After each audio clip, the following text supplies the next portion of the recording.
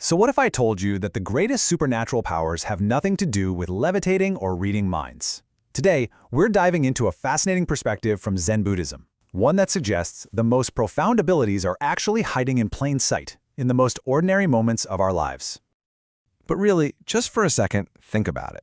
When I say that phrase, supernatural powers, what's the first image that pops into your head? Is it a superhero from a movie?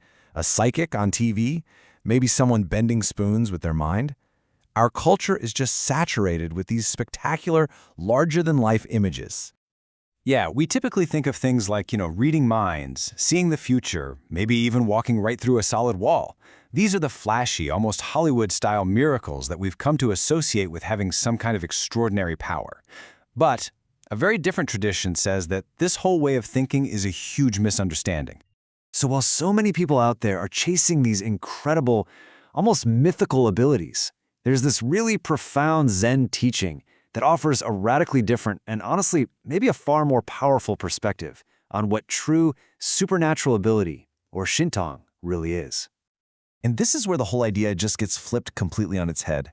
A quote from the source material really gets to the heart of it. The real miracle isn't levitating, it's being fully present. It's eating when you eat, sleeping when you sleep, truly listening. These are presented as the true supernatural functions. Okay, so let's completely reframe this. Let's explore how these simple, right here, right now actions hold a power that's said to be greater, more stable, and way more meaningful than any mythical ability you could ever imagine. This comparison just makes the difference crystal clear. We fantasize about reading someone's mind, right? But how often do we truly listen to someone without any distraction, without just planning what we're going to say next? We want to see the future, but the real power is in being fully grounded in this moment, which is the only place life is actually happening. So if the real power is found in the ordinary, then what about all that extraordinary stuff? Well, Zen teachings actually have a pretty strong warning against chasing these spectacular abilities. They see it as a dangerous distraction, like you're just chasing phantoms. The source calls these flashy abilities powers from karma. And this is such a crucial point. It means they are not signs of enlightenment. Instead, they're conditional. They depend on circumstances, and get this, they often come from places of weakness or desire or fear, not from a place of true, unshakable freedom. And there's this incredible story used to illustrate this. The Asuras, who are these deity-like beings, had the amazing power to shrink themselves and 84,000 of their followers to hide inside a tiny, hollow lotus root. Amazing, right? But why did they do it? They did it because they just lost a huge battle and were literally hiding in fear. Their power was a function of their defeat. The warning here is, well, it's blunt. It says that even if you manage to develop some kind of psychic abilities, these things are like the tricks of fox spirits. They are not the path of true awakening. In fact, it's called the view of an outsider, someone who's still just looking at the surface of reality, not its deep essence. So if all of that is just a distraction, then what is the real power?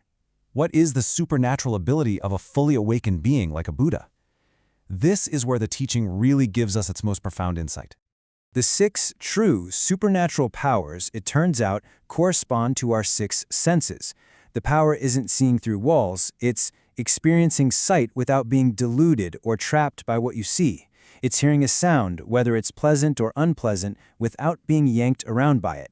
It's being able to experience taste, touch, and even your own thoughts without being a prisoner to those experiences.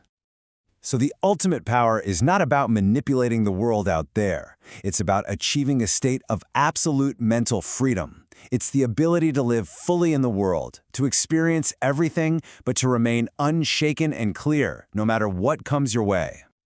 And this brings us to such a beautiful conclusion. This whole profound kind of abstract idea gets brought right back down to earth, to our simple, physical, day-to-day existence. So forget walking on water. The source wraps up with this incredible line. The true miracle, the real Shintong, is walking on the ground. It's inhabiting this human body with all its messiness and all its desires and being fully, consciously alive right here, right now, on this earth. Now that is real power. And so that leaves us with a question to really think about. In our own lives, are we constantly looking for some magical, extraordinary experience out there somewhere? Or can we find that truly profound supernatural power right here in the simple, miraculous act of walking on the ground beneath our feet?